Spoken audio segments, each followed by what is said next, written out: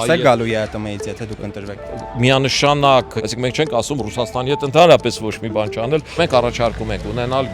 գյուղատնտեսության եւ ջրային ռեսուրսների նախարարություն։ Մենք համարում ենք, որ Հայաստանի Հանրապետությունում աշխատատեղի խնդիրը չկա։ Փոխադարձ շնորհակալ եմ։ Կրթությունը դարձնել բացարձակ անվճար։ Աստծո բարին, բարև ձեզ, լավ եղեք, լավ օր ձեզ, շնորհակալություն։ Աղջիկս այստեղ է չնեղանա։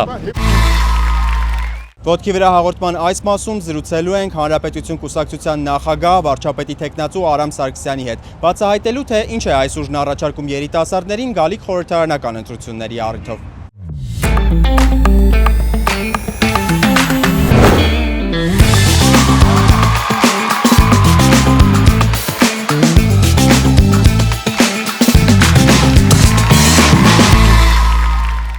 Ինչ եք անում երիտասարդներին գրավելու համար, ինչ ծրագրեր ունեք։ Գիտեք ինչ, համար մեկ խնդիրներից է ու մեր ծրագրի հիմնական ուղղվածությունը այդ համատեքստում է, որտեղ մենք համարում ենք, որ Հայաստանի Հանրապետությունում աշխատատեղի խնդիրը չկա ու հիմնավորում ենք այդ նրանով, որ հակառակ դեպքում այստեղ 100,000-ավոր հնդիկներ չէին լինի ամենայն հարգանքով հնդիկներին ու նրանց կատարած աշխատանքին, բայց մեր երիտասարդությունը ուզում է բարձր վճարվող աշխատանք ունենա եւ ուզում է իր մասնագիտությամբ աշխատանք ունենա։ Իսկ նման աշխատանք ապահովելու համար անհրաժեշտ է տնտեսությունը ոտքի հանել։ Բարև ձեզ, լավ օր ձեզ, բարև ձեզ։ Փոխադարձ շնորհակալ եմ։ Ուզում է նման աշխատանք ունենալ, այդ աշխատանքը մենք տեսնում ենք այ գիտատար, քիչ նյութատար աշխատանքների դաշտում եւ այդ առումով առաջարկում ենք հետեւյալ բանը։ Առաջին մենք առաջարկում ենք կրթությունը բարձրագույն եւ միջին մասնագիտական կրթությունը դարձնել բացարձակ անվճար։ Իսկ ինչ միջոցներով։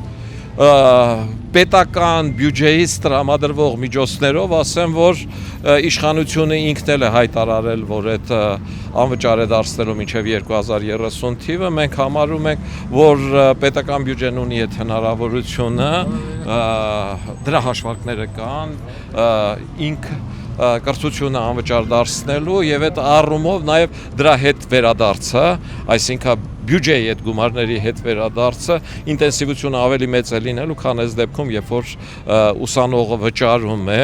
ուսումնական հաստատություններում սովորելու համար եւ շատ լավ ուսանողներ, Աստծո բարին, բարև ձեզ, լավ եղեք, լավ օր ձեզ, շնորհակալություն։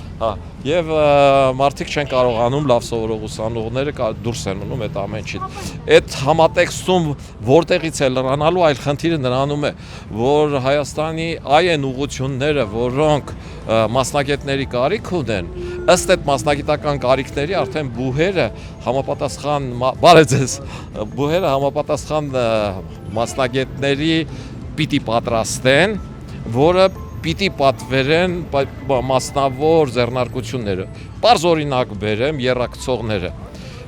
Եռակցումը աշխատանք է, որը շինարարական կամ ինժեներական կառույցներում արվում է, ինքը բարձր որակավորում է պահանջում։ Բարձր որակավորում Աստծո բարին։ Շատ ուրախ եմ։ Տեսեք մեր գյուղի պեսա է։ Շատ ուրախ եմ։ Ես ցավոք մեր գյուղի պեսա չեմ, իմ կինը երևանցի է։ Չնայած ցավոք չի գոհեմ, աղջիկս այստեղ է չնեղանա։ Պետությունը ծրագրեր ունի որոշ բաժինների համար, ֆիզիկա, քիմիա, ագրոնոմիա, որտեղ ուսանողները սովորելով բարձր առաջադիմություն հավաքելով ունենում են կրթաթոշակ, կարողանում են, եթե չեմ սխալվում, 70,000 դրամ ամսական կրթաթոշակ ստանալ, բայց այդ բաժինները ամեն դեպքում մեծ թափով չեն համալրվում։ Գիտեք ինչ, նախ մարդը, որ մասնագիտություն է ընտրում, մտածում է, թե այդ մասնագիտությունը ձեռք բերելուց հետո ինքը ինչ աշխատաշուկայում է գործելու եւ ինչ բարև ձեզ եւ այդ աշխատաշուկայում ինչքան տեղ կա։ Իսկ մենք առաջարկում ենք ունենալ գյուղատնտեսության եւ ջրային ռեսուրսների նախարարություն։ Դրա պահանջարկը կա, որտեղ 60%-ից ավելին Հայաստանի բնակչության գյուղատնտեսությամբ է վաստակում եւ դրա պահանջարկը կա, որովհետեւ Հայաստանը ահռելի քանակությամբ ջրային ռեսուրսներ ունի, 7-4 միլիարդ խորանարդ մետրի, իրեն 2.2-ը պետք, ինքը չի կարողանում այդ անբարել։ Գործնականում ինչպես եք պատկերացնում անցումը։ Գործնականում պատկերացնում եմ Հայաստանի տնտեսության հզորացման, կապի բյուջեի քառակպատմամբ, հնդկապատմամբ ու դրա համար մենք ամբիցիոզ ծրագիր ենք դրել 5 տարում հասնել 45 միլիարդ բյուջեի, 10 տարում 80 միլիարդի, այս մարդիկ համարում են շատ ամբիցիոզ, բայց պիտի հնարավոր է։ Ինչի հնարավոր չի, ինչի Գերմանիան ու Ճապոնիան կարողացան խայտարակ պարտությունից շատ ավելի նվաստացուցիչ խաղաղության համաձայն կրնագիր կնքելուց հետո հասնել այդ արդյունքներին, մենք ինքներս չենք կարող։ Իհարկե հնարավոր է, ուղղակի պետք է Հայաստանի ունեցած ողջ ռեսուրսը, հանքահունքային, մարդկային, գիտական ամբողջացնել, աշխատել մի հունի վրա, եւ ես համարում եմ, որ ճապոնացիները այդ կարողացան ոչ թե իրենց շեղ աչքերի կամ մաշկի գույնի պատճառով, այլ իրենց նվիրվածության, հայրենիքը սիրելու, ապագայում իրենց տեղն ունենալու խնդրով ու դա էր պատճառը, որ ատոմային ռումբը իրենց վրա կիրառելուց հետո 10 տարի հետո արդեն իրենց հաղթած սովետական միությունը բանակցում էր իրենց հետ կուրիլյան կղզիների մասով կամ ինչ-ինչ ապրանքներ առնելու ու վաճառելու մասով։ Մենք միշտ առաջարկել ենք հետևյալ բանը, որ մենք ուզում ենք հաղթել ցիվիլ աշխարհի համար ընկալելի տարբերակով, առանց արյունի, առանց պատերազմի, տնտեսական մրցակցության միջոցով։ Մեր տնտեսությունը պիտի լինի ավելի ուժեղ, ավելի կառուցողական, ավելի ընկալելի եւ ավելի ժամանակակից, քան Ադրբեջանինն է, քանի որ Ադրբեջանի տնտեսությունը 82%-ով նավթային հումքի վաճառքի վրա է, նավթի եւ գազի վաճառքի վրա է, ու այս վերջի 2003-2005 տարիներին 20% հետընթաց ունի այդ վաճառքից, որովհետեւ հին հանքավայրերը սպառվում են, նորերը չեն բացվել ու նորերում էլ պաշարների խնդիրը բավականին հարցական է։ Այսինքն հնարավորություն կա հաղթելու։ Ինչն է հիմա խանգարում մեզ, որպեսզի մենք հաղթենք, օրինակ հիմա ինչը լավ չի արվում, ինչը պիտի ավելի լավ անել, որ մենք ունենանք ձեր նշած տնտեսական աճը։ Ես կարծում եմ, որ մեր հիմնական խնդիրներից մեկը ԵԱՏՄ անդամակցության այդ գծում մնալն է, որ դուրս է գալու ԵԱՏՄ-ից, եթե դուք ընտրվեք։ Միանշանակ ԵԱՏՄ-ից դուրս գալու խնդիրը դառնալու է պարտադիր, որովհետև Հայաստանի տնտեսական զարգացման եւ այդ տնտեսությունում ներդրումներ անելու որպես պայման թե Ռուսաստանը, թե Եվրոմիությունից ասում են, որ դրանք համատեղ լինել չեն կարող եւ դա բարձ իրականություն է, այսինքն դու չես կարող լինել ԵԱՏՄ-ում միևնույն ժամանակ մտնել եվրոպական շուկաները, չես կարող։ Ուրիշ խնդիր թե այդ երբ է անել պետք եւ ուրիշ խնդիր, որ դրանք հակադրել պետք չի, այսինքն մենք չենք ասում Ռուսաստանի հետ ընդհանրապես ոչ մի բան չանել, Ռուսաստանին համարել թշնամի ու դուրս գալ այդ համատեքստից։ Բացարձակ խնդիրը այդ հարթության մեջ չի։ Մենք տնտեսական թվերը երբ որ ուսումնասիրում ենք, արտահանումները դեպի Ռուսաստան ավելի շատ են, քան դեպի օրինակ Եվրամիության երկրներ։ Հա, անցում է, ինչպես եք պատկերացնում, արդյոք տնտեսության համար իրացուցիչ խութեր չեն ստեղծի։ Գիտեք ինչ, այդ տեսակետը ես այն ինչ որ ասում եք, լսել եմ Ռուսաստանի Բելարուսի նախագահ Լուկաշենկոից, որ ասում է Հայաստանը ոչ մեկին պետք չի, բացի մեզանից ու հայերը ուր կարող են գնալ։ Ես այդ տեսակետը չեմ կիսում եւ այդ հիմնավորել եմ բազմաթիվ անգամներ, որովհետեւ եթե պետք չլիներ թրիփի երկկողմանի համաձայնագիրը Միացյալ Նահանգները չէր ստորագրի ու չէր նախատեսի Հայաստանում, ասենք, հա, բարև ձեզ, գներեք, լրագրողները չեն թողում։ Ձեր ծրագրում նշել եք զինվորական ծառայության ժամկետի կրճատման մասին, ինչպես եք պատկերացնում դա, ոնց են ուսանողները կամ երիտասարդները ծառայելու բանակում եւ ինչպես են համատեղելու դա կրթության հետ։ Մենք համարում ենք, որ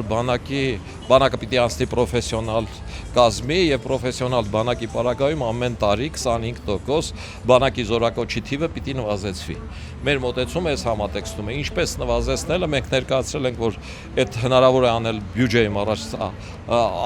առանց լրացուցիչ ծախսեր մտցնելու,